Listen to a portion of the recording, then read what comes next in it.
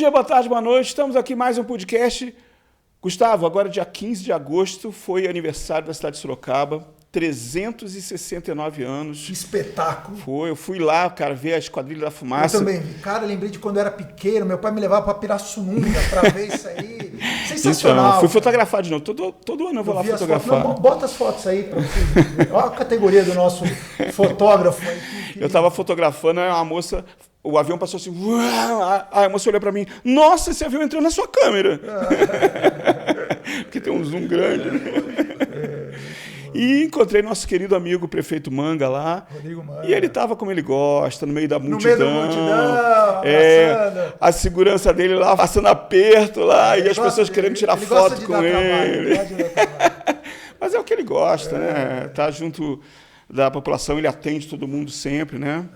E por falar em segurança, hoje nosso assunto vai ser esse. Exatamente. Mas a negociação para trazer esse homem aqui foi complicada. A 3 nossa meses. produção contou que foram 3 meses. 3 meses. Mas é a importância. Pra você ter uma ideia, eu recebi 20 telefonemas hoje, falando, o convidado vai, eu não vou falar o nome dele, o convidado vai. Eu falei, vai, rapaz, vai estar lá no estúdio.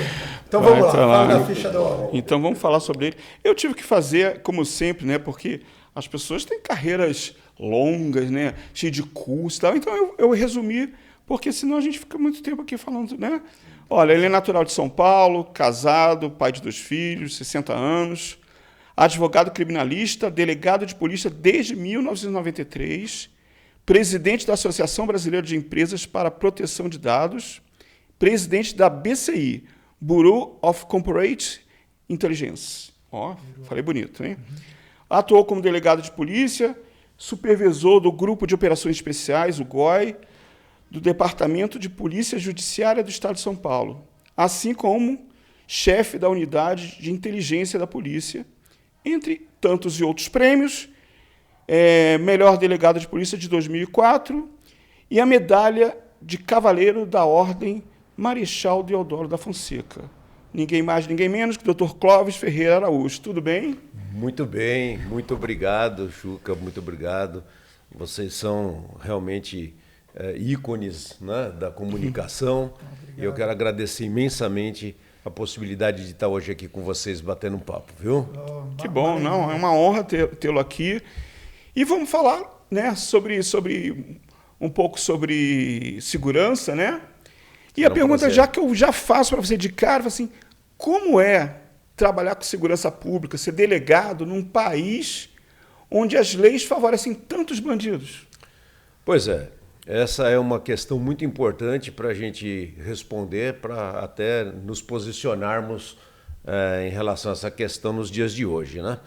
Lamentavelmente, o nosso país tem leis que datam de 1947, que é o caso do Código Penal brasileiro. Né? Não precisa nem dizer que está fora, está totalmente fora. Já estamos bastante longe desse Código Penal, né?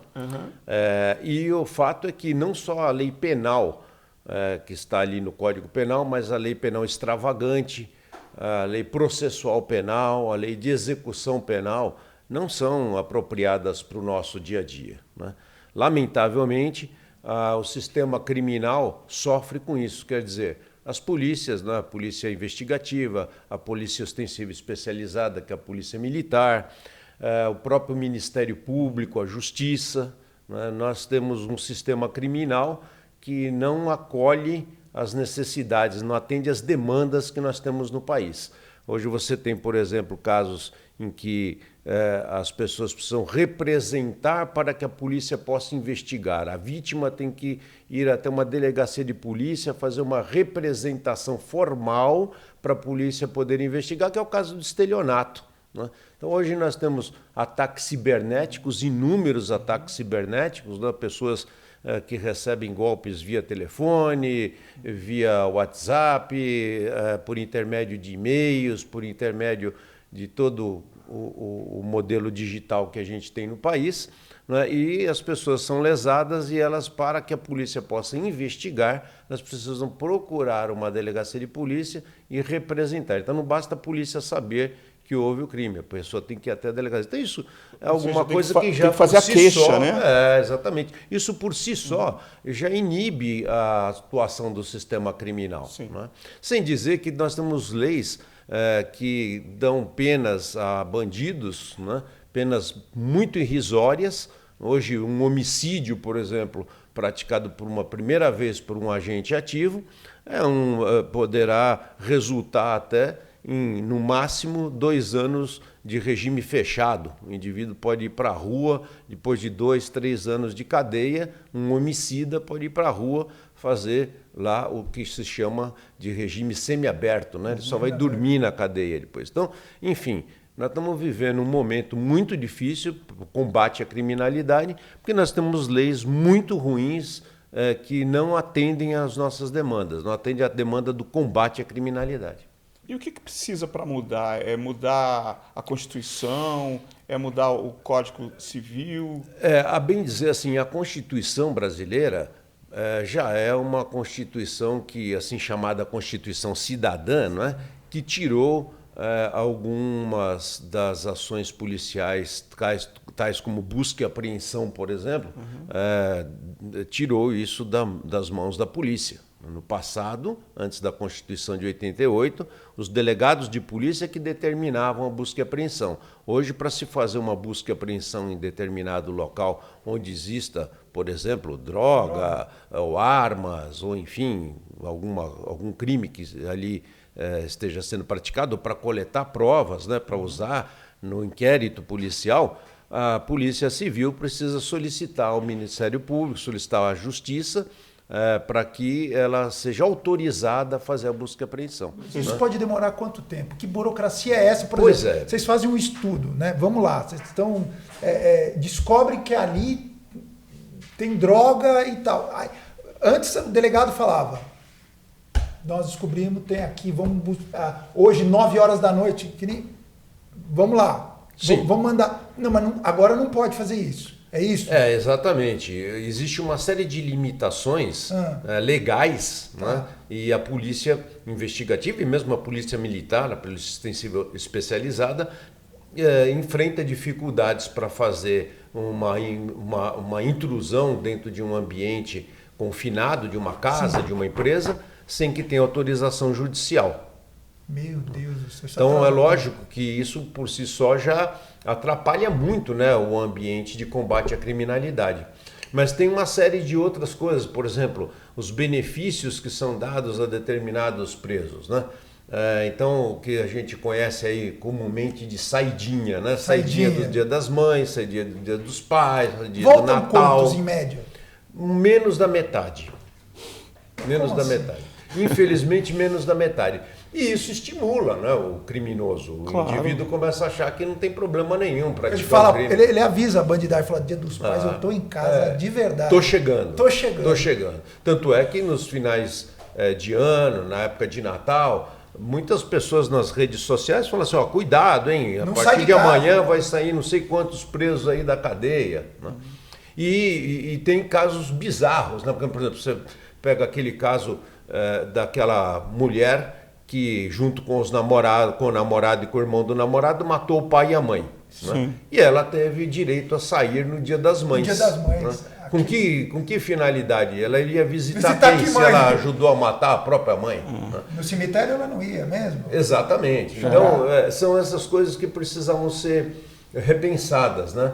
Mas quem faz a lei penal, a lei processual penal, a lei de execução penal mudar para melhor é o Congresso Nacional. Né? Porque no Brasil nós temos um sistema federativo, onde a lei, as leis dessa natureza que eu citei agora, elas são elaboradas pelo Congresso Nacional. Não é o Estado, não é o município que faz a lei. Nós temos países como os Estados Unidos, que cada estado... São 54 e cada um faz a sua lei. Cada um faz a sua lei penal. 54. Por que 54? São 50. São 50? O 4 eu inventei? É 50 mais o Distrito de Colômbia. Eu fazia um quiz. Muito bem. Isso eu não sabia também. Mas ali, por exemplo, enfim, Texas é diferente do não sei o quê. Isso. Né? Agora, aqui no Brasil, a lei tem que ser, a lei penal, a lei processual penal, são leis federais, né? Então a gente tem que cobrar os nossos deputados. Tem que insistir com os deputados e com os senadores para que eles revejam todo esse arcabouço legislativo que nós temos, que não atende mais às nossas necessidades. O Brasil é um dos países onde tem maiores índices de criminalidade em todos os sentidos, né? Nós temos altos índices aqui de homicídio, altos índices de estupro, altos índices de latrocínio, né? E enquanto a gente não mudar a lei, nós não vamos ter sucesso no combate à criminalidade. Sem dizer que, isso é no meu entender, né? As polícias, elas trabalham com o efeito, elas não trabalham com a causa da criminalidade, né? Então a causa da criminalidade, salvo exceções, lógico, mas ela remonta a questões culturais, questões econômicas, Vocês questões ficam sociais. enxugando gelo, na verdade é uma dipirona quando você precisa dar um antibiótico. Isso mesmo, é uma comparação perfeita, é isso mesmo. Ele precisa tratar da causa e precisa explicar, né, da melhor maneira possível para o criminoso que o crime não compensa. Mas infelizmente no Brasil mostra o contrário, né? Sabe o que eu percebo? Que hoje, na nossa época, a criançada brincava de polícia e ladrão. Hoje a criançada quer ser o ladrão. Porque é legal, porque a Globo protege, porque as emissoras protegem. E eu acho uma inversão de valor absurda. Muito bem. Assim, ó, vem uma notícia que é assim: o jovem estava lá e foi alvejado pela polícia. O jovem, porra nenhuma. Não, é um bandido, é um trombadinha. Porque você tem que pensar que o cara, o policial, ele sai de casa, ele dá um beijo pela última vez, às vezes, no seu filho, na sua filha, fica até emocionado de falar, vai lá, beija sua esposa, ele não quer o confronto. Ele está para proteger a sociedade. Lógico. O vagabundo não. Então, eu queria entender essa linha tênue entre o que é ação com vigor, com rigor, e o que é, como se discute muito, o excesso. Porque esse é o problema. Porque, olha só, filma lá o excesso lá. E aí Mas sabe uma coisa que é engraçado? Sabe uma coisa que é engraçado? A polícia treina, né? Faz curso, faz um monte de coisa, mas atira muito mal. O bandido, ele só faz tiro certo, porque os tiros errados, esse tiro bala perdida, é só da polícia. É só da polícia, é verdade. Entendeu? Uma observação muito interessante também. Viu? Não, Gustavo, você tocou num ponto aí muito interessante também, que é o seguinte: hoje, lamentavelmente, o jovem da camada social de menor recurso, né, ele não tem mais como paradigma o pai, a mãe, que são trabalhadores, que pegam 2, 3 ônibus para ir até o serviço, né? Às vezes com marmitex embaixo do braço, e que ganha lá R$1.000, R$1.200 por mês. Né? Eles têm como paradigma o traficante de droga, né? Que é um camarada que tem relógio, tênis, corrente, carro, namorada. Né? Então, lamentavelmente, esse paradigma que nós tínhamos no passado, né? Da honestidade do pai, da mãe, que trabalhavam. Era aquela figura imaginária que era o herói. Era o herói. Hoje, o vagabundo está aparentando ser o grande herói da situação. Né? E nós temos questões bizarras também, repito mais uma vez essa palavra, porque realmente são bizarras, que são, por exemplo, os bailes funk, né? Onde rola droga, rola sexo no meio da rua. Isso daí chegou a um ponto, arma pra caramba, exibição de arma de grosso calibre. Então, assim, nós precisamos realmente de leis duras para conter essa progressão dos delitos e dos homens e mulheres que acabam achando que isso daí é legal, né? Que é bacana, que é socialmente aceitável. Nós precisamos de ter lei dura mesmo, precisa segurar o cara na cadeia. Nós temos uma cláusula pétrea na Constituição que não pode ser mudada, lamentavelmente, mesmo só se mudar a Constituição, mas que impede o trabalho forçado dentro da cadeia. Então o indivíduo fica lá dentro da cadeia, ele trabalha se ele quiser. Ou seja, ele não pode, por exemplo, você vai ter que plantar, senão você não vai comer. Não pode. É proibido pela Constituição. Isso é um absurdo, porque... Quanto custa um preso?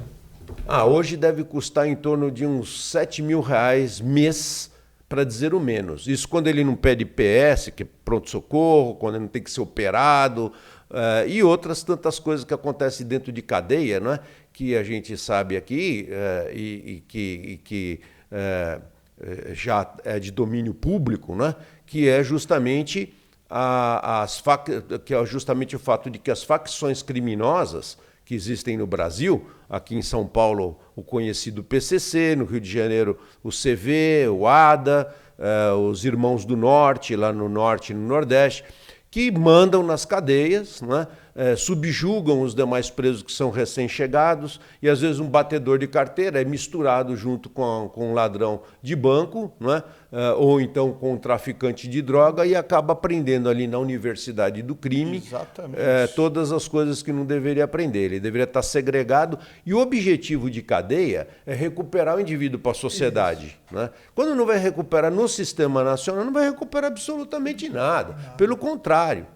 E indivíduos que às vezes entram na cadeia pela primeira vez, por serem lá ser viciados, apanhar e serem subjugados lá pelas facções, pelos comandantes da cadeia, saem de lá mais revoltados do que entraram. Sim, mas isso é A mais B, né? Porque o cara vai para lá para prender uma coisa que o cara, por exemplo, o cara rouba porque necessidade. Sim. Vai no supermercado e rouba por necessidade. O cara vai preso, é julgado, e vai preso, o cara sai de lá, como é que se fala? Doutor do crime.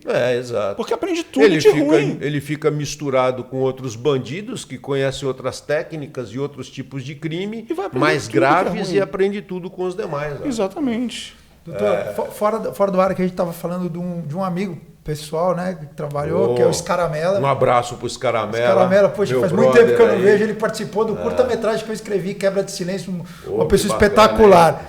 E aí nós estamos falando do GOI, né? Sim. Grupo de Operações Especiais.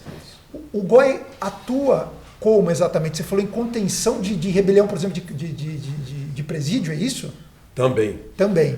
O Grupo de Operações Especiais da capital de São Paulo foi extinto, lamentavelmente, porque ele incorporou junto com o Garra, né, com o Grupo de Operações Especiais. Milena tem um presente. Tá.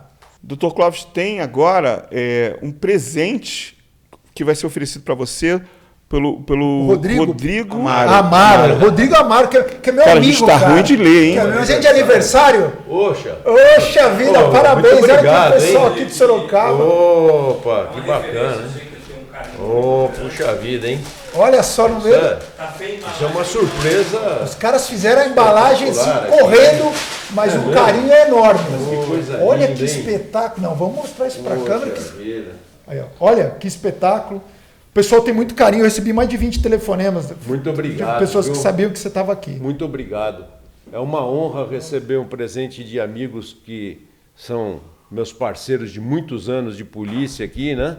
E aqui está o símbolo do Grupo de Operações Especiais, aqui, o GOI. Que nós estávamos falando. Olha que legal. O GOI aqui. Ó. Sou fã desse pessoal aí, viu?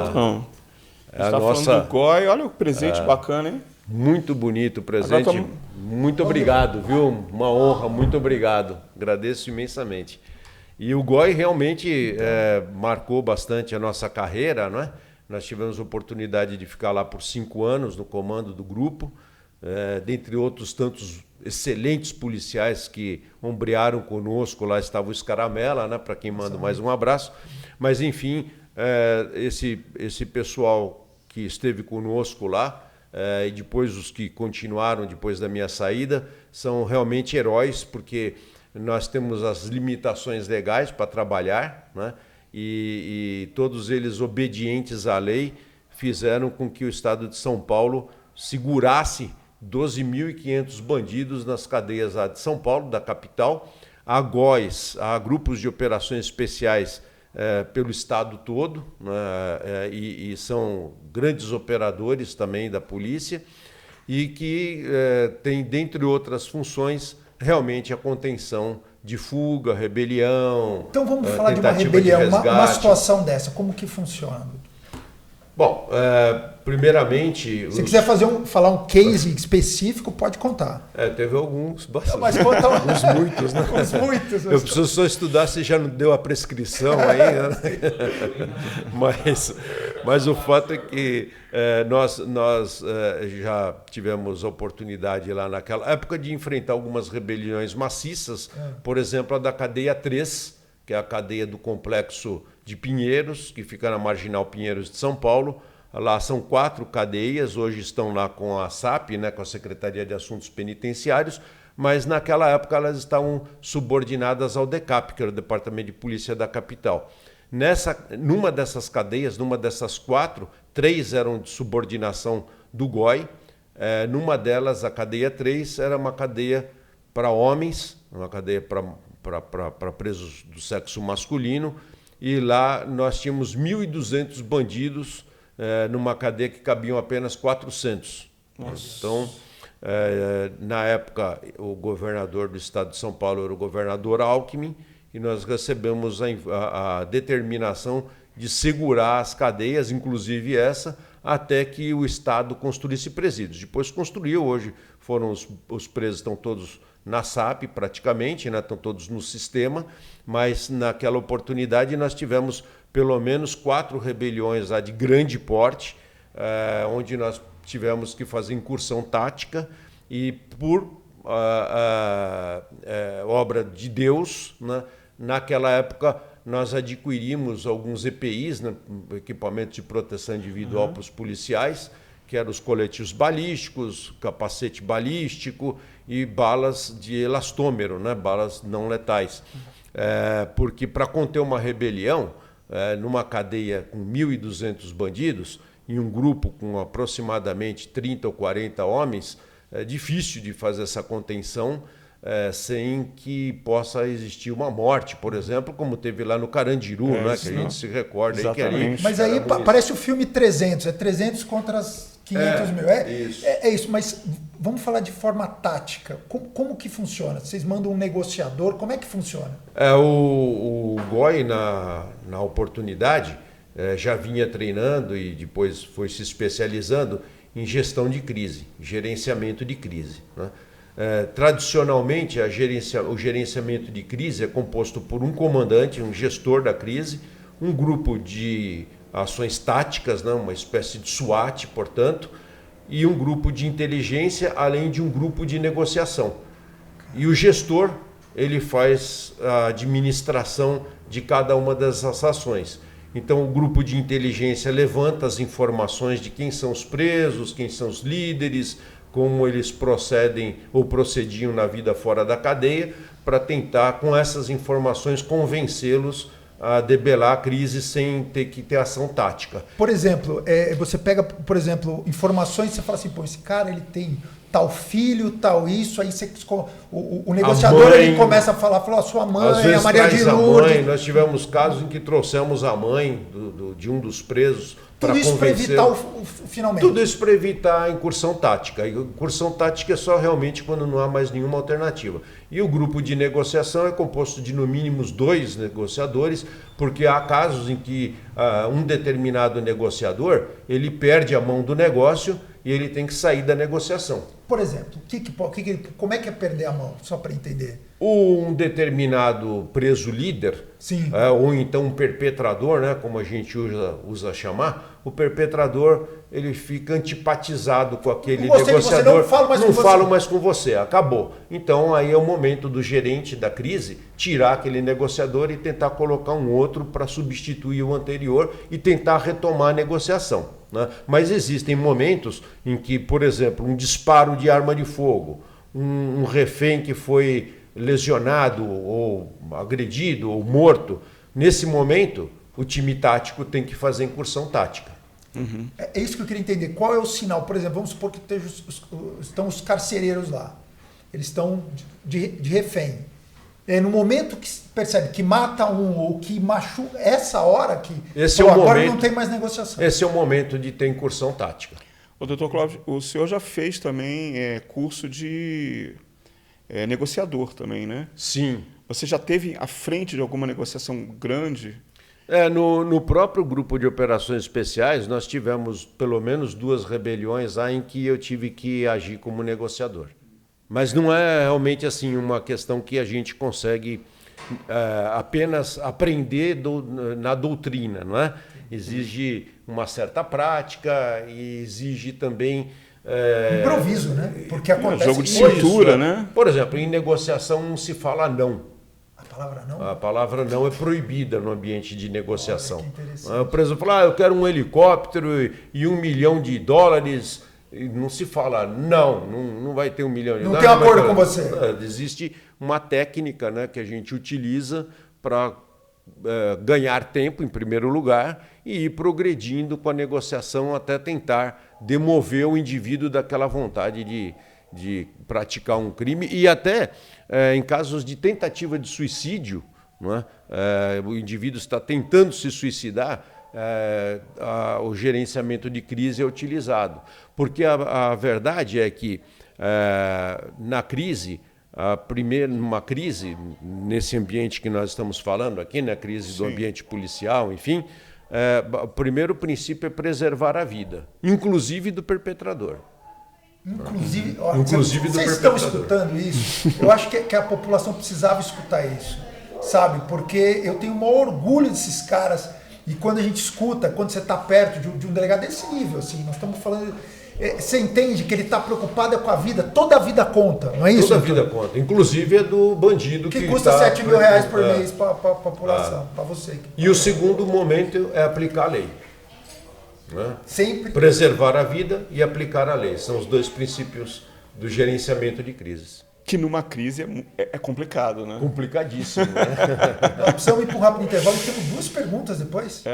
Então bora. Muito bem. Bora. Mandaram pergunta. Opa! Nós vamos para um rápido intervalo e voltamos já já. O supermercado paulistano fica na entrada de Salto de Pirapora.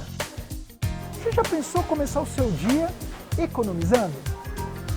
Frutas e verduras sempre fresquinhos. Toda quarta e quinta é o dia do hortifruti. Açougue, padaria e um restaurante incrível para você e para toda a sua família. Supermercado Paulistano, mais economia no seu dia a dia. Spa-Slim, conforto e eficiência. Diferente do laser, a depilação a LED vai te proporcionar conforto com muito mais eficiência. Criolipólise é capaz de reduzir gordura localizada e te ajudar a diminuir até 12 centímetros de circunferência abdominal. Criofrequência corporal e facial. Estímulo de colágeno, trata a flacidez, rejuvenescimento íntimo e também gordura localizada. Atendimento personalizado, procedimento de injetáveis, harmonização facial e spa-terapia. Essa é a Spa-Slim, estética funcional de alto impacto. Você sabe o que é gatificação?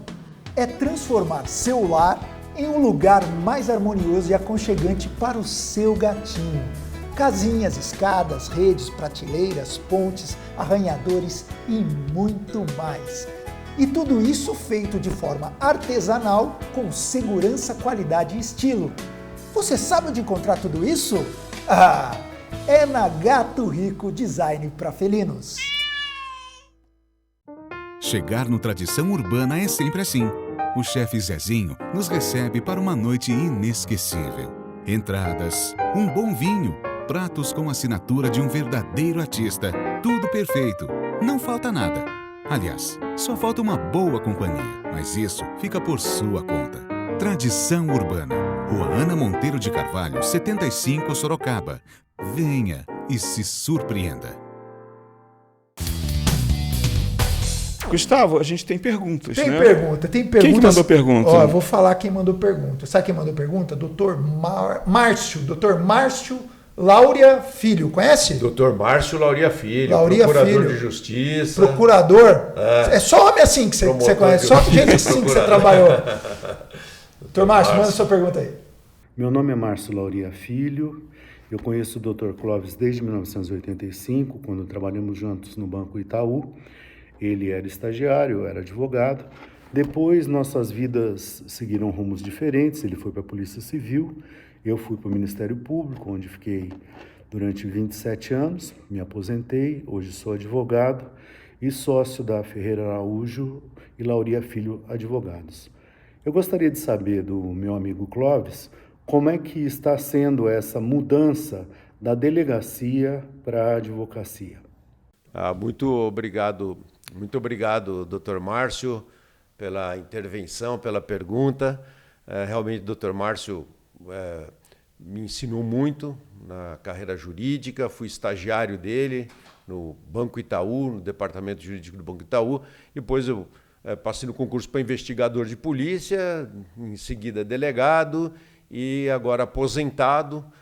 Reencontrei o meu amigo Dr. Márcio, também procurador de justiça aposentado, e montamos um escritório, né? Por daí a pergunta de como que está sendo essa transição aqui da polícia para o escritório de direito. Está sendo muito positiva. Logicamente que ao longo dos anos que eu estive à testa da investigação policial, eu aprendi bastante, devo muito à Polícia Civil do Estado de São Paulo, a todos os meus colegas e amigos que contribuíram com o meu conhecimento. E esse conhecimento que eu adquiri na Polícia Civil, hoje eu estou usando para advogar em favor exclusivamente de vítimas. Eu não advogo para ladrão nem para traficante, só para gente boa. No ambiente criminal, eu acho que tem que existir o advogado, sim. Nem todos os acusados são realmente culpados, mas é da minha índole advogar para as vítimas, né? Então, eu estou me sentindo muito tranquilo nessa nova fase, estou me sentindo muito satisfeito por ter a parceria com o meu amigo Dr. Márcio e espero poder contribuir com a justiça brasileira dentro das minhas humildes possibilidades. Obrigado, Dr. Márcio. E vem mais pergunta aí. Delegado de polícia, Valdomiro Pompiani, é isso? Poxa, Dr. Valdomiro Pompiani Milanese, delegado de polícia classe especial. Somos amigos de longa data. Dr. Valdomiro integrou comigo a Corregedoria da Polícia Civil, depois fomos para outras áreas da polícia, não é? E agradeço imensamente, Dr. Valdomiro, pela sua intervenção. Soube aqui da pergunta que o senhor formulou. Obrigado pela oportunidade, viu? Tá no ar, tá pronto? A nossa suíte é top, ela está tudo pronto aí. Então aperta o play. Olá, pessoal. Sou Valdomiro Pompiani Milanese, delegado de polícia, no cargo há 32 anos no estado de São Paulo, atualmente na assistência policial da Secretaria da Segurança Pública do Estado de São Paulo, atuando no Centro Integrado de Comando e Controle. É uma honra estar aqui presente, pois conheço o Dr. Clóvis há muitos anos, delegado de polícia, policial de carreira, em exercício aqui conosco no combate à criminalidade, e gostaria de aproveitar a oportunidade de fazer a seguinte questão ao Dr. Clóvis, por sua experiência, tratando-se de um policial de fato e de direito, por assim dizer. Quais as suas sugestões para melhorar o combate à criminalidade no Brasil? Seja no aspecto da sensação de insegurança da população, seja na questão da sensação de impunidade dos criminosos. Tenho a honra de compartilhar experiências profissionais com o Dr. Clóvis durante todo esse período de carreira, tanto dele como a minha, e aqui a minha admiração ao mesmo. Muitas conquistas, Dr. Clóvis, e um forte abraço. Dr. Valdomiro, realmente é motivo de honra receber a sua intervenção aqui. Muito obrigado. O questionamento que o senhor faz é muito pertinente. Nós que ombreamos aí a Polícia Civil durante muitos anos, né?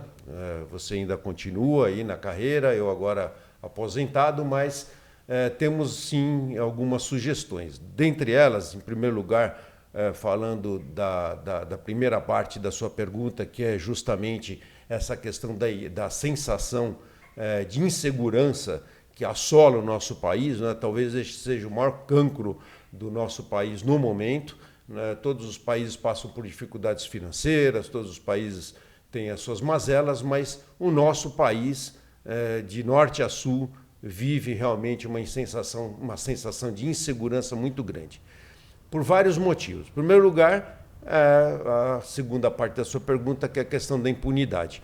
Mas eu vejo que um dos grandes veículos de diminuição da sensação da impunidade, da sensação de insegurança para o cidadão brasileiro, é contar com o trabalho da imprensa, aqui como esse do programa Quiz, né, que traz pessoas do combate à criminalidade, traz delegados de polícia, traz policiais civis, militares, enfim, promotores de justiça, juízes de direito que combatem na área criminal, para que eles possam dar um recado para o bandido, né, de que nós estamos ativos, que nós não vamos esmorecer.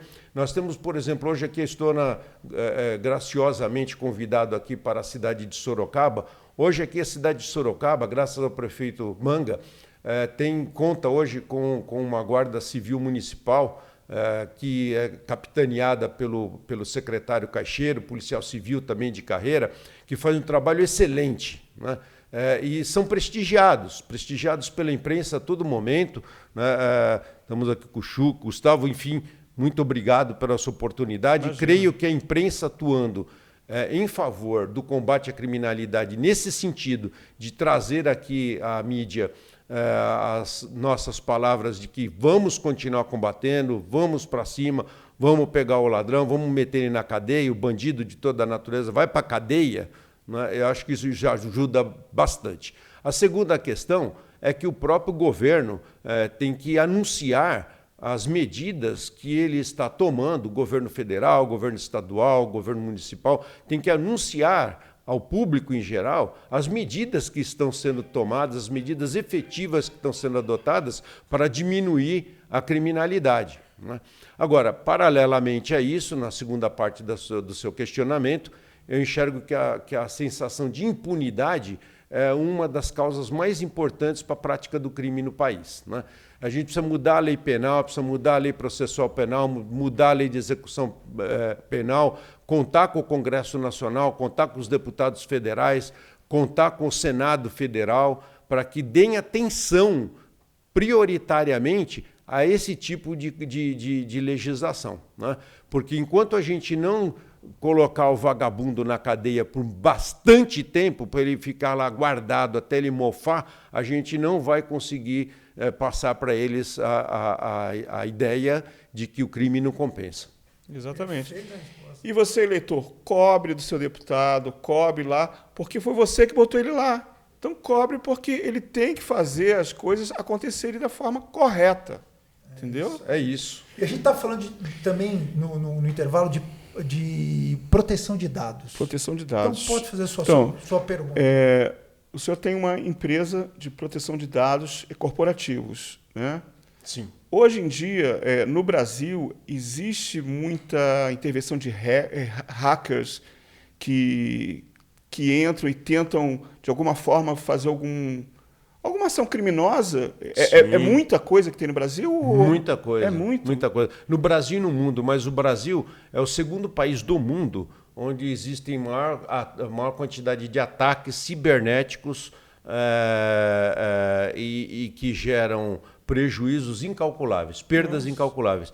Para a gente ter uma ideia, o quanto isso tem progredido no mundo inteiro, só no ano de 2021, tivemos $1 trilhão de prejuízo no mundo inteiro por conta das perdas em razão de ataques cibernéticos. Nossa. Então, hoje, por exemplo, nós tínhamos no passado lá, né, aquele estelionatário que fazia o golpe do bilhete. Isso ainda existe, lamentavelmente, mas tinha o golpe do bilhete, o golpe do vigário, enfim, né? Isso era um estereótipo, né? Inclusive o indivíduo o estelionatário era estereotipado, né? Um camarada bem falante, às vezes bem vestido, hoje envolvente. Ele está protegido pelo anonimato. Hoje ele está protegido pelo anonimato. E antigamente nós encontrávamos estelionatário já de média idade, né? Um homem mais maduro e tal. O cara que não deu certo em nada e malandro. Ele virava malandro e já talvez nascia malandro e continuava ali na profissão, né? Mas o fato é que hoje jovens de pouquíssima idade que são conhecedores do ambiente digital, né? Tanto do sexo masculino como do sexo feminino. Antigamente, encontrar uma mulher envolvida com crime de estelionato era raro, mas hoje em dia é muito comum homens e mulheres jovens com pouquíssima idade que são conhecedores do ambiente digital praticando golpe de toda a natureza, seja por telefone, por telefonia celular, WhatsApp, Instagram, Telegram. Doutor, qual que é o crime que é mais cometido por esses bandidos aí na área de informática? Tipo assim, você recebe um WhatsApp ou você como que é o golpe, a mecânica do golpe? O mais incidente de todos eles, existem inúmeros, mas o mais incidente de todos eles é a utilização de dados de pessoas físicas que são subtraídos de bancos de dados digitais por bandidos, hackers, e que são utilizados para abertura de contas em bancos tradicionais, inclusive, não só os digitais, mas os outros também, e eles utilizam essas contas para aplicar golpes na praça. Então, existem também os golpes dos boletos falsos. Então, o indivíduo recebe em casa um boleto para pagar uma multa de trânsito, né? Não tendo cautela nenhuma, ele acredita que realmente aquilo foi uma multa que ele tomou no trânsito, paga, mas aquilo não vai para o cofre do Estado, vai para uma conta de terceiro, uma conta fria. No mundo inteiro, a internet ela é dividida em 3 partes. Tem a internet que a gente conhece, que está aqui na camada superior, que é essa que a gente usa no dia a dia, né? Abaixo dela tem a chamada Deep Web.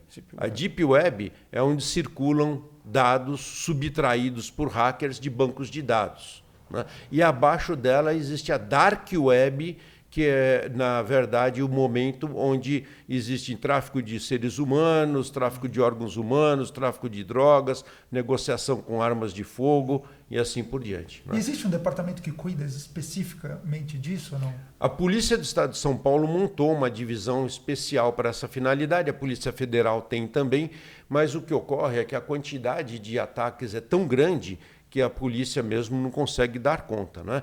Então, no Brasil, em 2018, depois de 2 anos aqui que passou a vigorar realmente essa lei, criou-se a Lei Geral de Proteção de Dados, a chamada LGPD, né, que é uma lei que obriga as pessoas jurídicas a proteger os dados das pessoas físicas, que eles têm tanto no seu banco de dados digital como num banco de dados físico. Por exemplo, um arquivo com fichas, né, com nome de pessoas, de funcionários, de clientes, assim por diante. Então, essa lei vai melhorar bastante a performance, porque hoje as pessoas acabam não tendo cuidado nenhum, né, tendo lá um banco de dados de uma determinada empresa, que não tem determinados cuidados obrigatórios, como um firewall, como um antivírus, enfim, e acabam aqueles dados sendo subtraídos por bandidos, por piratas da web, e são utilizados no mercado. Abrem firmas, abrem empresas com isso, compram carros, tomam crédito no banco, né?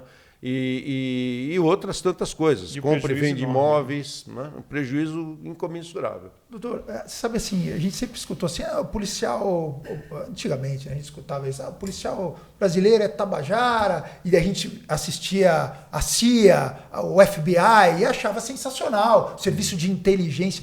O quanto nós estamos atrás deles nesse sentido? Ou hoje não existe mais isso? A gente tem tecnologia de ponta, profissionais treinados, gente que dá, sei lá, 2.000 disparos semanais para... Sabe, existe isso? Em primeiro lugar, nós, no meu ver, né, os governos, de um modo geral, nunca deram a devida atenção ao treinamento, capacitação, reciclagem do homem e da mulher policial. É escasso. nós enxergarmos uma corporação policial, exceção feita às guardas municipais. Essa aqui de Sorocaba, por exemplo, oferece treinamento, capacitação constante, mas no geral, no Brasil, lamentavelmente, os governos não dão a devida atenção para o treinamento e capacitação dos policiais. Então, os policiais são heróis que com pouco ou com quase nada eles conseguem fazer chover, né? A polícia brasileira, de um modo geral, não perde em nada para a polícia de nenhum país, e até talvez seja a melhor para a polícia do mundo, porque com recursos praticamente a zero, né, recursos humanos e recursos materiais, eu ingressei na Polícia Civil há 37 anos atrás, eram 35 mil policiais, né? Hoje, 37 anos depois, a população de policiais civil evoluiu, né? Menor do que 35 mil, bem menor, aliás, né? Então é impossível conceber que a população continue crescendo e o número de policiais venha diminuindo ao longo dos anos. Mas ninguém quer ser policial, você pensar bem. Antigamente tinha isso, É isso, né? É exatamente isso. Essa é uma questão que eu defendo, porque para que o policial, para que a polícia seja notória, que a polícia seja respeitada ainda mais, precisa transformar o policial, a carreira policial, numa carreira querida, né? Então o garoto, a garota lá desde pequeno incute na cabeça, não, eu quero ser policial. Por quê? Porque o policial ganha bem, ele tem treinamento, tem capacitação, tem atendimento médico hospitalar, odontológico para si e para a família, tem convênios com escolas para os filhos estudarem, tem algumas coisas como nos Estados Unidos, por exemplo, policial, né? Em muitos estados dos Estados Unidos não pagam imposto. Na Inglaterra, o policial é prestigiadíssimo, né? Em N países da Europa, o policial é reconhecido na população em geral como sendo um herói. Mas isso que eu ia lhe falar, é como o exército americano, o cara perde um braço, perde uma perna, ele vira um herói, tem bandeira, tem homenagem, tem tudo. Aqui, o exército brasileiro é tratado de qualquer jeito. Os policiais, aqui é uma inversão de valores. Você que assiste novela, assiste essas merdas, você assiste novela, e aí normalmente o policial é o corrupto, o padre é o bandido, pedófilo. Você pode ver, é uma inversão de valores. Eles estereotipam isso, né? A adúltera é fantástica, aquela que você vai torcer até o final da novela. Quer dizer, há uma inversão de valores, e aí talvez isso vai embutindo na cabeça dos nossos jovens. Sim. E aí fala, eu vou morrer por uma sociedade? Jamais, né? Jamais. E é fato até que os pais dos jovens, quando ficam sabendo que os filhos querem ser policiais, exceção feita a alguns casos, né, ficam preocupados. Poxa, você vai para a polícia, você vai morrer lá, né? E é lógico que assim, a desvalorização do policial e até essa redução da quantidade de policiais necessários para atender as demandas acaba fazendo com que a criminalidade cresça. Isso é automático, isso é óbvio, né? E até assim, essa questão também de combate ao crime cibernético, né? Os serviços de inteligência das polícias agora é que estão começando a prosperar para fazer essas investigações, né? Como eu falei, aqui em São Paulo, por exemplo, existe uma divisão especializada nisso, mas nem todo o país tem divisões especializadas para essa atuação. E é fato que nos outros países mais desenvolvidos, e tomando mais uma vez o exemplo dos Estados Unidos, isso já existe há muitos anos. E falando em inteligência, né, levando em consideração a inteligência de Estado, né, que é a chamada espionagem, contra-espionagem, é uma questão necessária. Tem livros como o do Sun Tzu, por exemplo, A Arte da Guerra, não é, que já fala disso daí, de que épocas muito antigas já existia essa necessidade, sempre existiu. E a filosofia adotada pelo Brasil é de que não deve ter espião, né? Só pode ter contra-espião, né? Então a gente perde espaço em ambientes externos por causa disso. E o conhecimento ganha guerra. Aprende isso. A inteligência e o conhecimento ganham a guerra. Quando você vai invadir um morro, se você não tiver mapeado aquele morro, você vai mandar um monte de policial para voltar em caixão. A vala. É isso mesmo. É isso mesmo. É? Sem dúvida, sem dúvida. E é lógico que o serviço policial ele se mistura um pouco, ou é coincidente, né, com o serviço de inteligência. Porque o serviço de inteligência, o espião é infiltrado, o espião faz acompanhamento, faz vigilância, faz interceptações, né? E a polícia faz exatamente o mesmo trabalho, né? A polícia investigativa, pelo menos, faz exatamente o mesmo trabalho. O Brasil conhece o BOP, por causa do Tropa de Elite lá. Quantos Capitão Nascimento nós temos por aí e a gente nem vangloria eles. Eu queria saber isso. Quais são as polícias que você fala assim, esses grupos são fantásticos, bem treinados e estão prontos para qualquer situação? Bom, eu posso mencionar aqui inúmeros, mas eu ia acabar esquecendo de alguns, né? Claro. E eu não gostaria de cometer esse desatino. Claro. Mas eu posso dizer aqui com toda a segurança que no Brasil inteiro nós temos pessoal especializado que não tem medo de ladrão, não tem medo de vagabundo. Não existe território aqui no Brasil que não dá para a gente invadir, que a polícia não consegue invadir, que a polícia não consegue confrontar. O que acontece é que o policial ele fica cada vez mais tolhido de ser proativo. Né? Então, por exemplo, esse negócio de colocar câmera no colete do PM, eu acho isso daí uma aberração. Né? Quando a gente vai fazer, só quem nunca trabalhou com polícia, quem não conhece polícia, quem não entende nada de polícia, é que pode acreditar que aquela câmera vai impedir que o policial cometa um desatino. Né?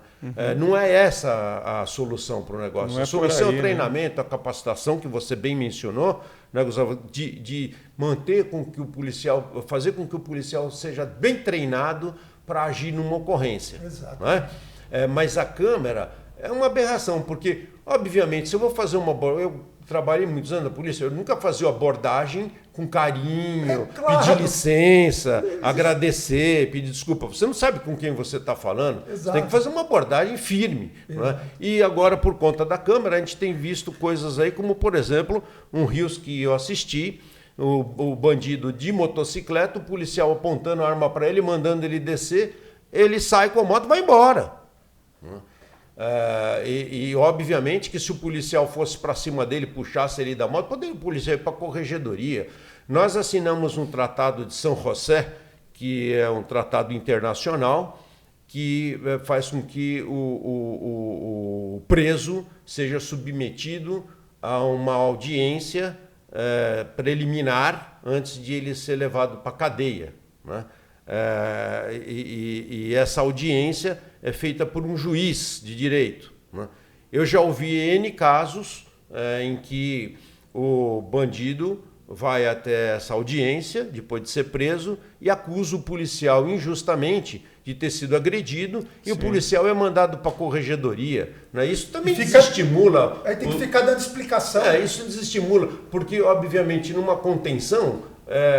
o policial não pode ser enérgico, carinhoso, né? Ele tem que usar da força necessária para conter, e nem todo bandido quer ser contido. Né?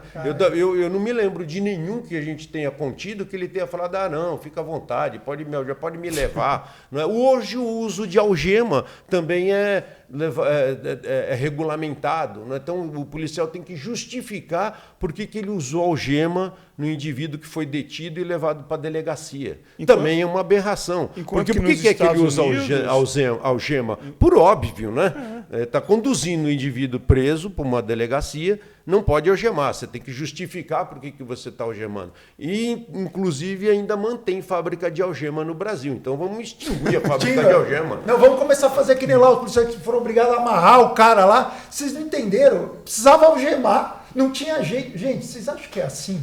Olha, dá licença, por obséquio, põe as mãos para trás. Cara, a ação você tem que lembrar, tem um estresse desse lado e tem um estresse do outro lado. E do outro lado, quis sair para fazer sacanagem, para matar. Sabe o que eu acho esses artistinhas de bosta aí que ficam falando? Eu queria que, eu não quero, né? Eu não desejo isso para ninguém, mas se entrar na casa deles, dar coronhada na mulher dele, assustar os filhos dele, aí o que você vai fazer? Você vai ligar para quem?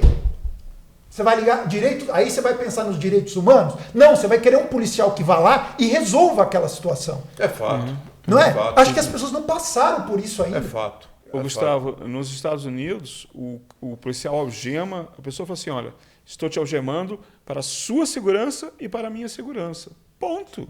Está plenamente justificado, né? O indivíduo foi pilhado cometendo uma infração criminal, ele deve ser conduzido para a unidade policial mais próxima ou da circunscrição, mas algemado. Lá chegando, ele será desalgemado. Lá ele vai explicar. Não é? Sim, claro. Então, mas assim, existem essas aberrações, né? Lamentavelmente. Doutor, olha, eu queria agradecer. A gente, assim, a conversa está tão boa que a gente está em 1h40 de conversa. Eu ficaria pelo menos mais 1 hora aqui batendo papo. Muito obrigado. Vamos fazer uma segunda? Eu sei que a tua agenda absoluta certeza é uma assim, honra é um poder assunto voltar que a gente aqui gosta pra gente muito de falar. mais um pouco. E eu acho que esse é o nosso papel, o papel da imprensa, o Parabéns. papel de comunicadores, que é mudar essa forma de pensar, formar nossos jovens para que eles tenham esse estímulo. Parabéns. Que hoje não é pela grana, mas se Deus quiser, com os nossos deputados e senadores, nós vamos mudar isso. Até a questão salarial, para que motive. Porque assim, se não vai motivar por algum motivo lúdico, que motive pela grana. Isso. Não é isso? É isso mesmo. Pelos benefícios É e isso tudo mesmo. mais. É isso mesmo. Eu preciso agradecer os nossos patrocinadores. Por favor. Agradecer Spa Slim. Ó, vou falar uma coisa para você. Você que precisa fazer depilação, você faz depilação a laser aí. E tá errado. Você Então, pode fazer a LED. lá é a LED. Spa Slim com 7 sessões. Com 7 sessões você resolve o seu problema e lá você parcela também. A Pamela lá vai facilitar a vida para vocês. E também harmonização facial, redução de gordura, celulite. Você fica reclamando, aí teu marido fala assim, nossa, você tá gordinha, minha filha, você tá uma gordelícia. Não, minha filha, vai lá no Spa Slim, você pode ficar linda, maravilhosa, salva o teu casamento e tudo mais. Agradecer o supermercado paulistano, mais economia para o seu dia a dia. 2 filiais só em Salto de Pirapora, e lá você economiza E, ó, de verdade. Nós tivemos lá, e vou botar um videozinho que a gente fez lá quando a gente estava lá. Oi, gente, a gente sempre fala que a gente vai fazer compra, supermercado paulistano, Salto de Pirapora. Não é mentira não, a gente está aqui, a gente vem fazer compra. E olha, é mais barato, não é, Gustavo? É mais barato mesmo, você tem dúvida? Dá uma olhada aqui, ela vai falar se tem as ofertas da semana. E outra coisa muito legal, ó. Olha o estacionamento. Eles ampliaram o Ele estacionamento. dobrou de tamanho o estacionamento, ou seja, mais conforto para você vir comprar. Não perca essa oportunidade. Isso aí. Agradecer também a Luciane Devassante, que ela faz massagem tântrica, libera questões sensuais, sensoriais. Posso falar? Cura até ejaculação precoce, tiozinho, você que tá me escutando aí.